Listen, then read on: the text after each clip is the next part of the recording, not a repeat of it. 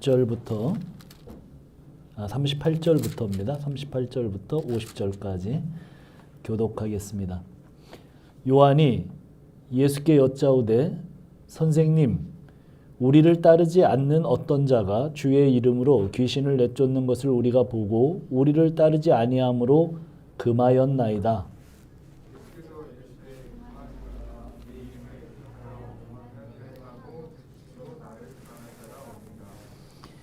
우리를 반대하지 않는 자는 우리를 위하는 자니라.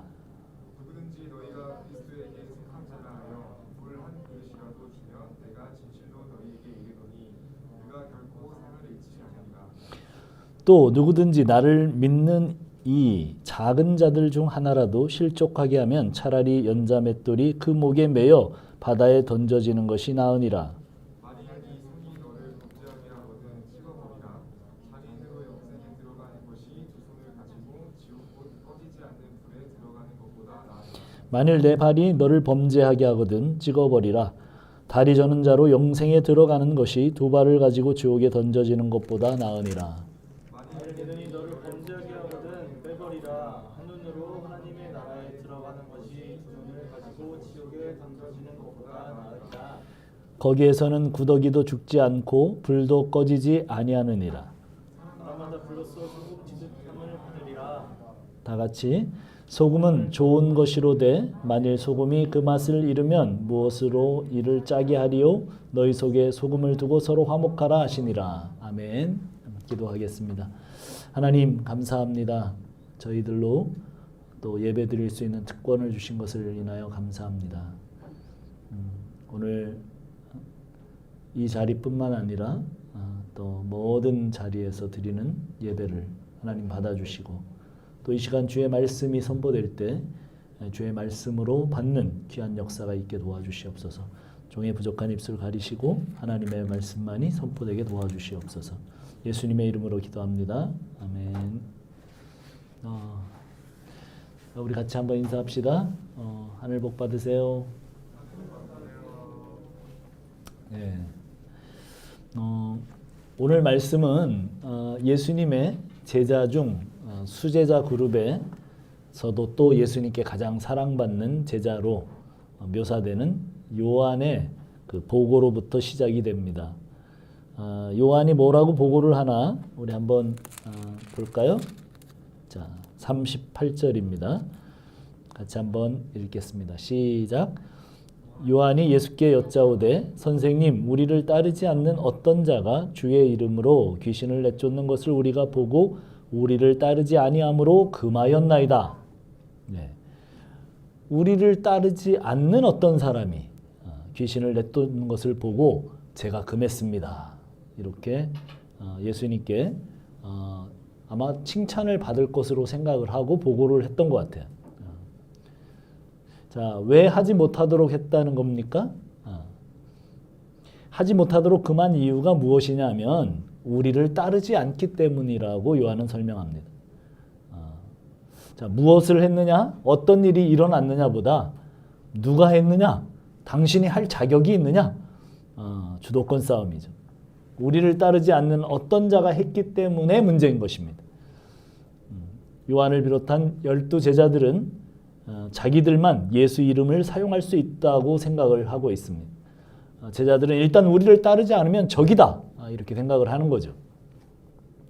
평상시에도 제자들끼리 주도권 다툼을 했습니다. 그런데 이제는 다른 그룹의 제자들과도 경쟁을 해야 되는가? 이런 생각이죠. 그러기 전에 싹을 잘라버려야 되겠다 이런 생각입니다. 배타적이고 독선적입니다. 이런 사고는 사실은 종교적 그 기득권자들인 바리새파들이나 서기관들의 생각입니다. 바리새파는 자기들을 구별된 자들이라고 생각하고 그들은 끊임없이 울타리를 치고 편을 갈랐습니다. 내가 어디에 속했는가가 중요하죠. 그런데 문제는 자기가 속한 그룹을 지나치게 강조하는 것입니다. 지나치게 우리를 강조하다 보면 분열이 일어나고 급기야 폭력을 불러옵니다. 종교적 그룹들은 더욱 더하죠. 진리를 가지고 싸우기 때문입니다. 자기가 지면 하나님이 지는 거기 때문에.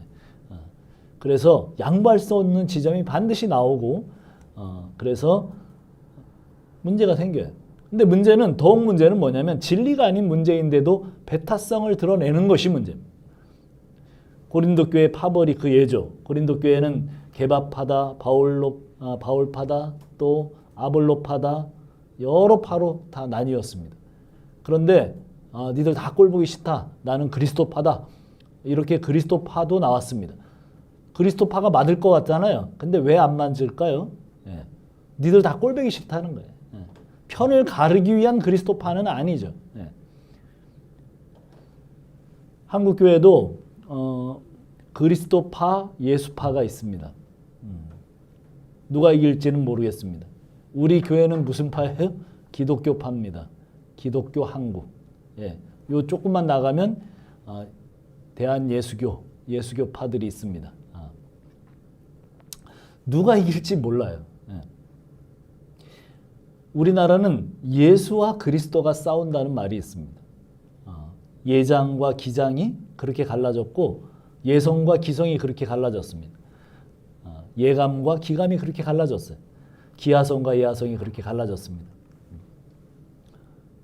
저희만 딱 안 갈라졌네요. 침례교, 기독교, 한국 침례. 근데 초대교회도 그랬습니다. 히브리파, 헬라파 갈등이 있었습니다. 팔은 안으로 굽습니다. 우리라는 배타성이 점점 강해집니다. 38절에 보면 38절 안에는 우리라는 단어가 3번 사용돼요. 우리라는 의식이 너무 강하면 일종의 텃세가 생깁니다. 우리라는 의식에 갇혀집니다. 우리가 아닌 사람들이 하는 일을 평가합니다. 내가 하지 않는 다른 일을 비난하는 것입니다. 요한은 잘못된 시기심으로 열심을 다합니다. 요한을 비롯한 제자들은 누구를 따라가야 합니까? 제자들은 당연히 예수님을 따라가고 있는 것인데 우리를 따르지 않는다고 어떤 사람을 배척하고 있습니다. 그렇다면 오늘날 우리는 누구를 따르는 사람들입니까? 또 누구를 따르게 만들어야 하는 사람들입니까?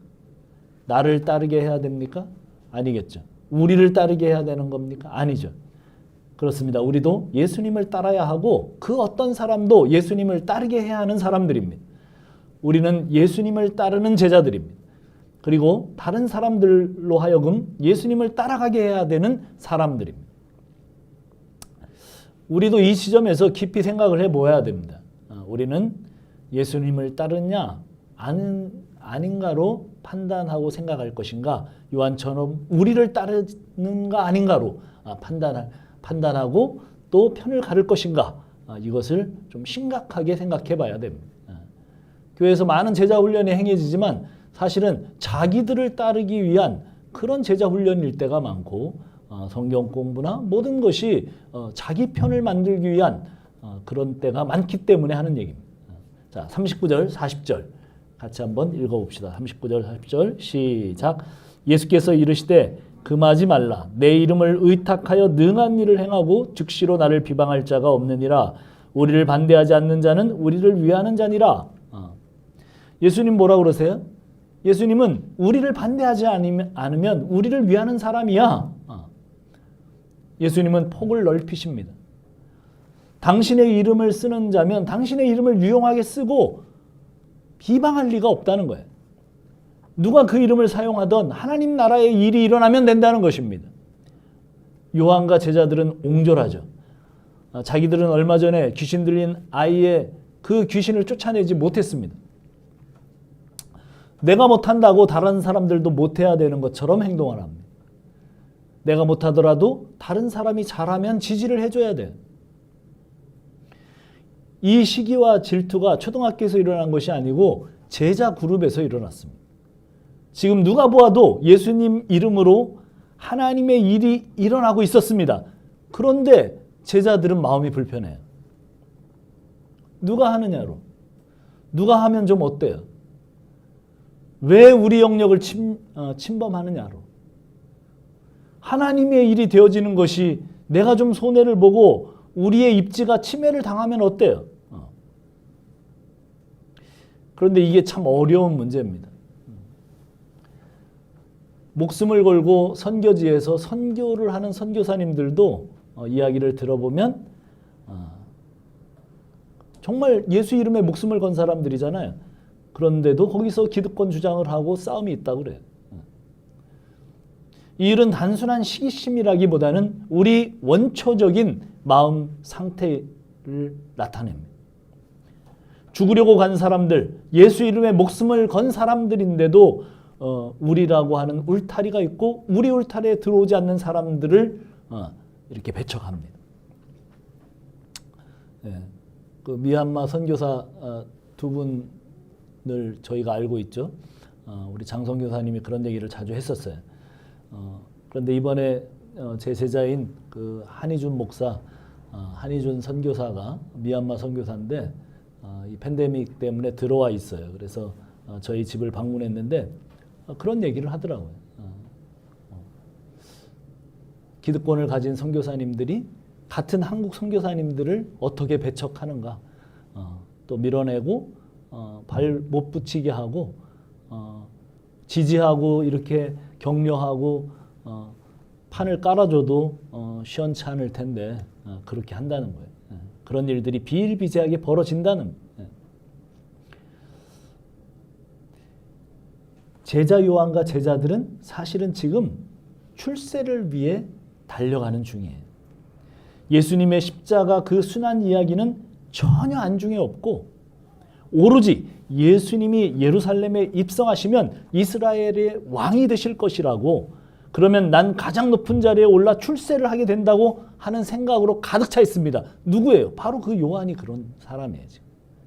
요한과 야고보는 자기 어머님을 대동해서까지 그런 이야기를 예수님께 나중에 우리가 예수님의 나라가 오면 그 나라의 가장 높은 사람들이 되게 해달라고 그렇게 이야기를 했던 사람들입니다. 그래서 제자들은 그 길에서, 지금 예루살렘으로 가는 그 길에서 예수님은 계속 십자가를 이야기하시는데 계속해서 누가 더 크냐, 그것이 주제였습니다. 이렇게 전혀 준비되지 않았던 제자 요한 말고 세례 요한을 한번 잠깐 봅시다. 세례 요한은 자신을 따르는 사람들이 어느 날 예수님을 따른다는 이야기를 자신의 제자들에게 들었습니다. 요한복음 3장 뒤편에 나오는 얘기입니다. 세례 요한의 후배였습니다. 예수님은. 세례 요한이 어쨌든 간에 외적으로는 침례를 주었고 그런 사람입니다. 그런데 그 침례 요한의 제자들조차도 이제 예수님을 따라가기 시작합니다. 사실은 인간적으로는 마음이 흔들렸을 것 같아요. 그런데 그는 조금 더 흔들리지 않습니다. 하나님이 하신다. 그러면서 제자들에게 하나님의 뜻에 집중하라고 말합니다.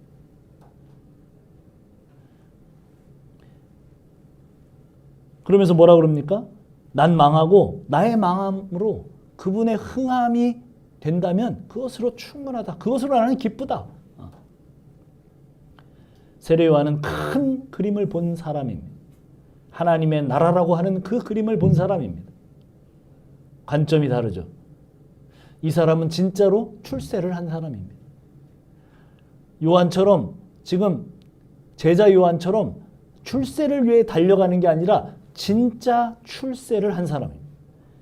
예수님 제자들처럼 세상에서 잘 나가보려는 의미에서 출세가 아니라 이미 세상 밖으로 나간 출세상한 사람이라는 뜻이에요.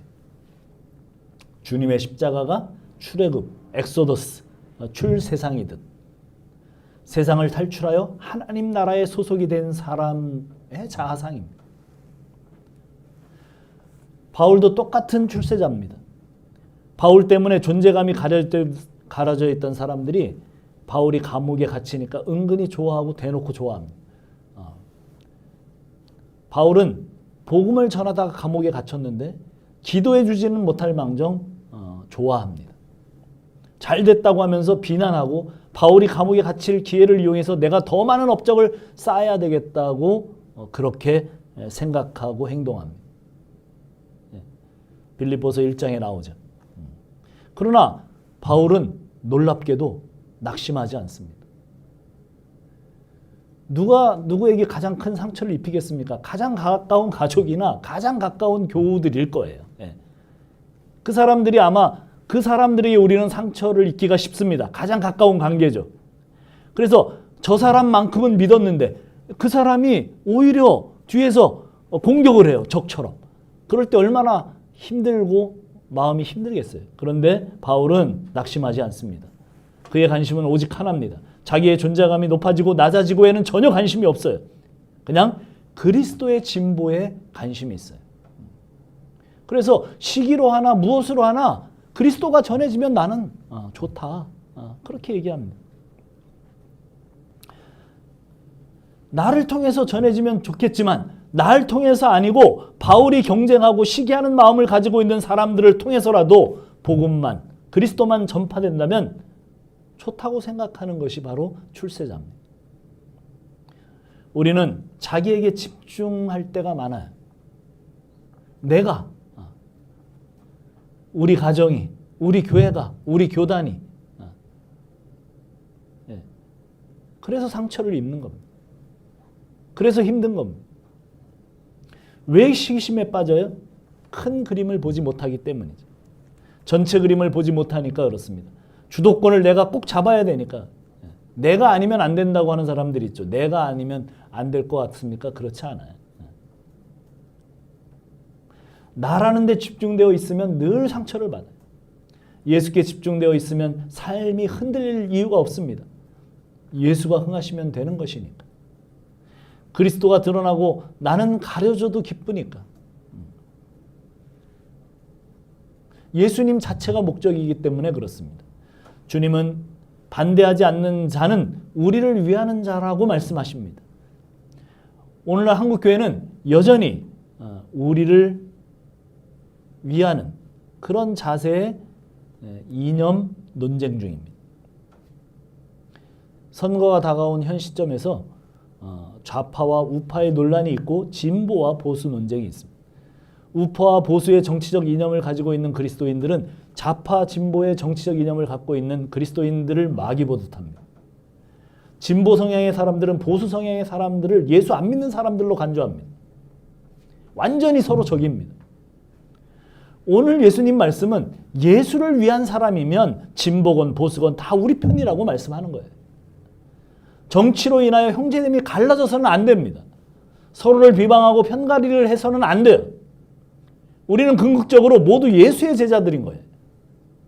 진보든 보수든 예수님을 더 사랑하게 되기를 바라요.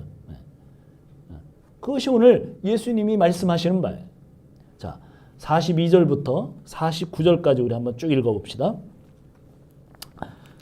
42절부터 49절까지 천천히 읽읍시다. 시작.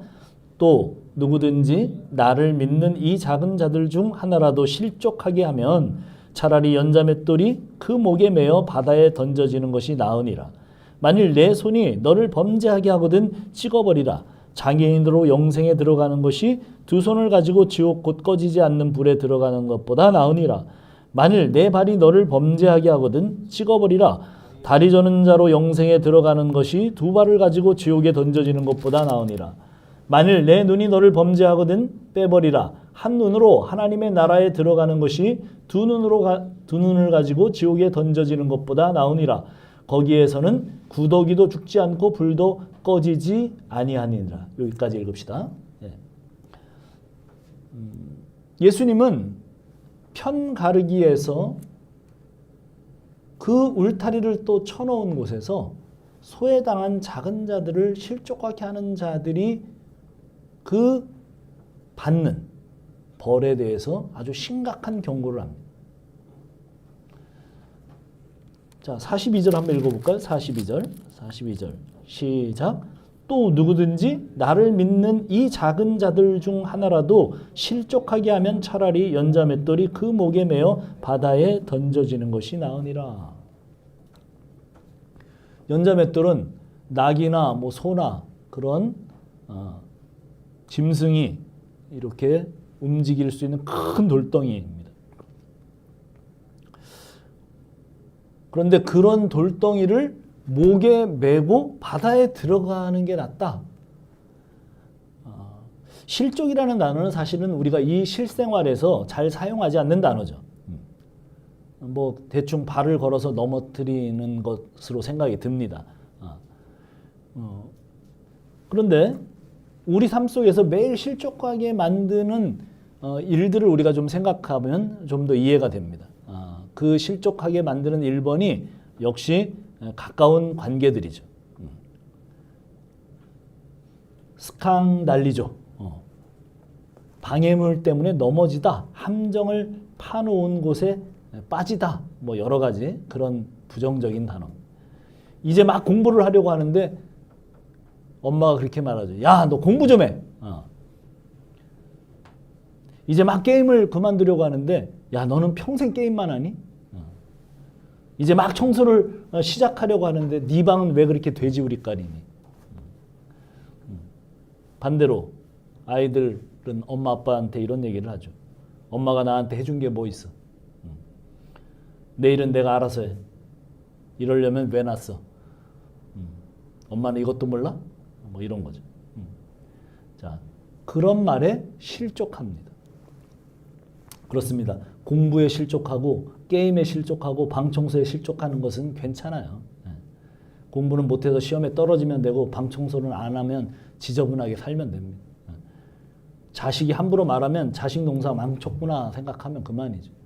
그러나 지금 주님께서 이 소외된 소자를 실족시키는 것은 어마어마한 형벌을 예고하고 있습니다. 신앙 공동체 안에서는 항상 어리버리한 사람들이 있기 마련이에요. 이제 막 신앙을 시작했는데 뭘 알겠어요? 뭔지 잘 몰라서 어려움을 겪고 있는 사람들이 많습니다. 그때 그 사람들을 막 몰아붙여서 그중 단 한 사람이라도 주님의 몸인 공동체로부터 아웃시킨다면 그 사람은 나중에 주님의 무서운 심판을 당한다는 것입니다. 그러니 차라리 연자 맷돌 그것을 메어서 물에 빠져 죽이는 것이 낫다. 그 물이 어디에? 바다입니다. 지금 왜 예수님 바다라고 하는지 아세요? 유대인들은 죽음 중에서 물에 빠져 바다에 빠져 죽는 것을 가장 두렵게 여겼습니다. 바다는 저주의 장소고 거기는 악한 귀신들의 장소라고 믿었어요. 그러니 소자 하나를 실족시키는 것이 얼마나 무서운 범죄이고 그것을 통하여 받게 될 벌이 얼마나 어마어마한 것인가를 지금 말씀하고 계십니다. 계속 이어지는 얘기는 그 모든 것들과 상관관계를 갖고 있습니다. 너의 손이 죄를 짓게 한다면 사정없이 그것을 찍어내버리라고 권면하십니다.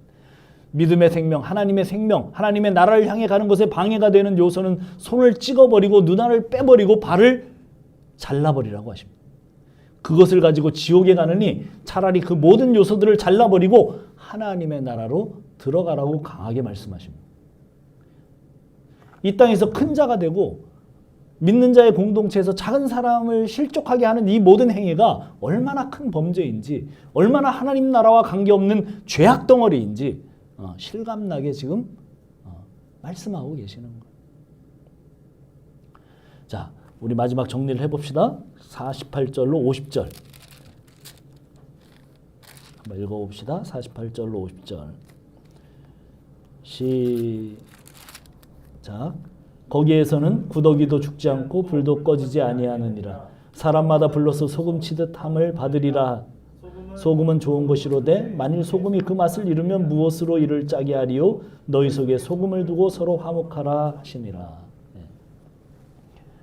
불과 소금은 제자도에 대한 말씀입니다. 예수님의 제자가 된다는 것은 사람 인생 전체를 요구합니다. 제사로 말하면 번제로 다 태워지는 것을, 끝까지 태워져서 다 태워지는 것을 말합니다. 지금 제자가 가는 길은 예수님의 십자가를 받아들이고 예루살렘으로 가는 길을 따르는 제자입니다. 제자들은 다른 신자들의 믿음을 보살피는 제자죠. 41절, 42절입니다. 제가 안 읽은 본문입니다. 자, 보세요. 41절 제가 한 절만 읽어보겠습니다. 누구든지 너희가 그리스도에 속한 자라 하여 물 한 것이라도 주면 내가 진실로 너희에게 이르노니 그가 결코 상을 잃지 않으리라. 지금 제자는 어떤 길을 가는 거예요? 예수님의 십자가를 받아들이고 예루살렘으로 가는 길을 같이 가서 그 십자가를 지는 제자입니다. 또 제자들은 다른 신자들의 믿음을 보살피는 제자입니다. 물 한 그릇이라도 주는. 제자들은 이 세상에서 소중한 것들이지만 영원한 생명에 해가 되는 것을 버리는 제자들입니다. 손을 자르고 발을 자르고 눈알을 빼는 겁니다. 그 자신이 거룩한 제물, 바울의 표현에 의하면 로마서 12장 1절처럼 산 제물이 되는 제사를 드리는 제자들입니다. 어떻게 이것이 가능하겠습니까? 우리가 모두 손과 발을 자르고 눈알을 빼야 되지 않겠습니까? 예수님이 그렇게 말씀하셨으니까. 이것을 진지하게 받아들인 그 기독교 회사에 보면 진짜 손발을 찍어버린 사람들이 있어요. 눈알을 뺀 사람들이 있어요. 그러나 지금 그 말씀을 하는 것은 아니죠.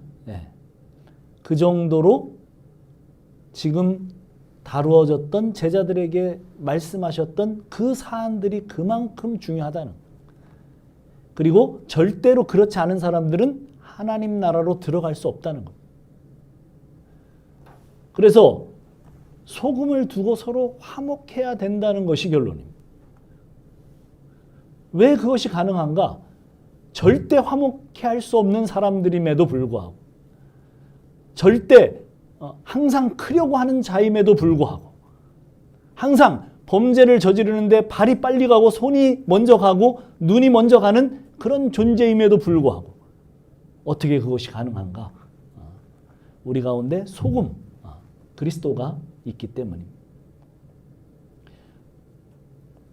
나를 보면 늘 죄악을 저지르는 손을 자르고 죄악으로 달려가는 발을 잘라야 하고 죄된 것만 보는 눈을 빼야 합니다.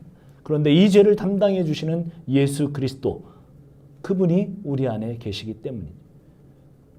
우리도 오늘도 하나님 앞에 담대하게 나와서 예배를 드리고 믿음으로 살아보려고 애를 쓰는 이유는 이를 담당해 주시는 예수님이 계시기 때문이죠. 우리의 모습으로는 도무지 화목할 수 없습니다. 우리는 늘 네 편 내 편이에요. 집에서도 어느 곳에서도 우리는 늘 소자를 무시합니다. 그래서 하나님은 뭐라고 말씀하세요? 너희 속에 소금을 두라.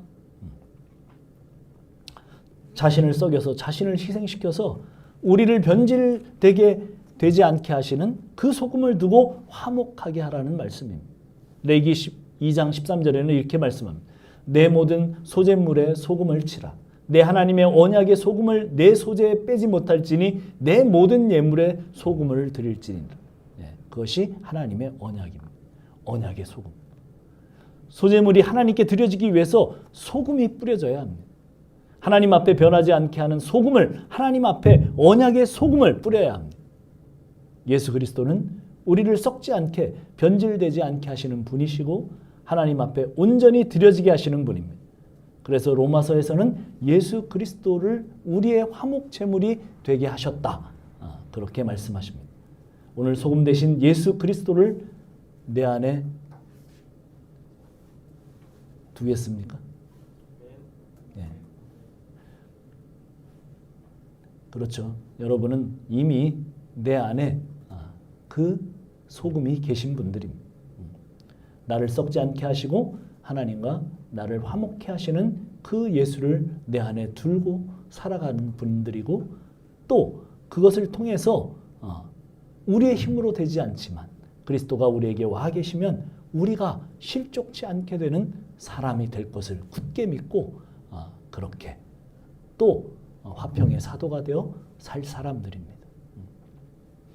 자, 우리 안에 소금으로 와 계신 주님을 고백합시다. 그리고 그 주님의 삶을 따라서 그 주님이 나오도록 그런 삶이 되도록 축복합니다. 기도하겠습니다.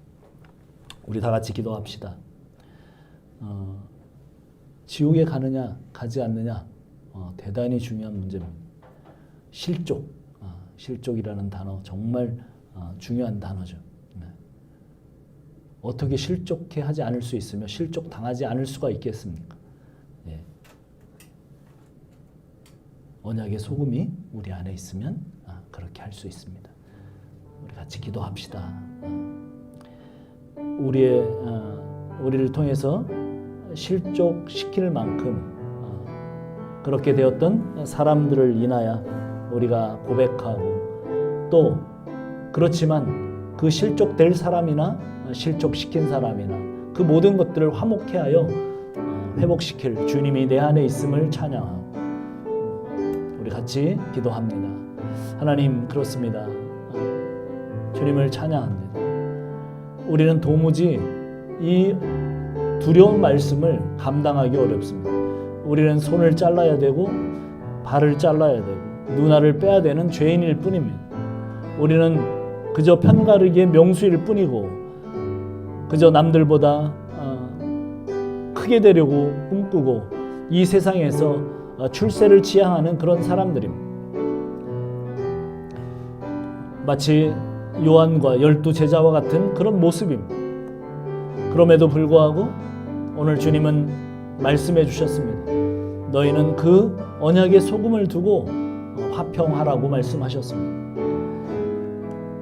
주님께서 이제 훗날에 그 예수 그리스도의 십자가와 이 모든 것들을 받아들인 제자들의 삶에 가장 중요한 덕목을 말씀해 주셨습니다. 우리는 작은 자를 섬기고 그 가운데서 화평케 하며 소금으로 모든 것들을 좋게 만드는 그런 사람으로서, 그런 주님을 우리 속에 두고 사는 사람으로서 삶을 살아가는 귀한 자들임을 주께서 가르쳐 주셨습니다. 오 하나님, 감사합니다. 다시 한번 우리가 그런 사람임에 감사하고 그런 사람임을 인정해 주셔서 감사하고 그런 사람으로 살게 하시니 감사하고 또 그런 사람으로 살아가는 그 고통 가운데서도 하나님 찬양하며 주님 우리 안에 있음을 인하여 기뻐하는 삶이 계속 이어지도록 주여 복 주시옵소서. 당신의 사랑하는 귀한 제자들이 여기에 있습니다. 주님, 오늘 말씀이 다시 한번 우리의 속에 깊이 들어와서 우리를 사로잡는 귀한 역사가 있게 도와주시옵소서.